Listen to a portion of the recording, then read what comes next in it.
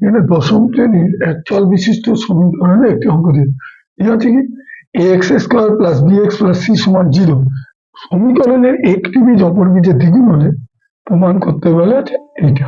তাহলে এখন এই অঙ্কটা করতে গেলে একটি বীজ অপর বীজের দ্বিগুণ দেওয়া আছে, তাহলে বীজ দুটো ধরে নিতে হবে। তাহলে ধরি বীজ দুটি একটি বীজ অপর বীজ, একটা যদি আলফা ধরি আলফা এবং 2 আলফা, ঠিক আছে 2 আলফা। তাহলে এইবার আমাকে বীজদ্বয়ের যোগফল আর গুণফল দুটোই করতে হবে। তাহলে বীজদ্বয়ের যোগফলের সূত্র কি আমরা জানি, বীজদ্বয়ের যোগফল। তাহলে বীজদ্বয়ের যোগফল মানে এখানে আলফা প্লাস 2 আলফা সমান বীজদ্বয়ের যোগফল মানে মাইনাস বি বাই, এটা সূত্র। তাহলে এখানটাকে যদি যোগ করি তাহলে 3 আলফা সমান 1/b। এইবার এখানে আলফা সমান মাইনাস b/3।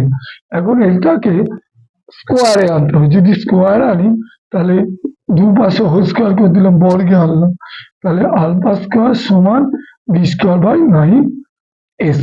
এটাকে 1 নম্বর দিলাম। আবার আমরা বীজদ্বয়ের গুণফল কি জানি, আবার বীজদ্বয়ের গুণফল মানে c/a।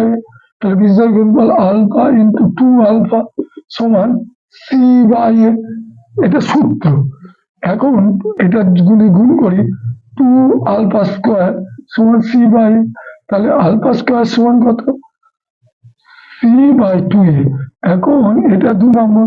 এখন 1 নম্বরেও আলফা² সমান b²-9 2 নম্বরে আলফা² সমান, দুটোই আলফা² সমান। তাহলে অপরের পদ্ধতি অনুযায়ী 1 ও 2 থেকে পাই করে দেবো, ওখানে এটাও আলফা² মান, এটাও আলফা², এটা তারপরে দুটোই সমান, এটাও আলফা²। তাহলে 1 ও 2 থেকে পাই, 1 ও 2 থেকে পাই, তাহলে তুলনামূলক পদ্ধতি অনুযায়ী যেহেতু দুটোই আলফা² মান, তাহলে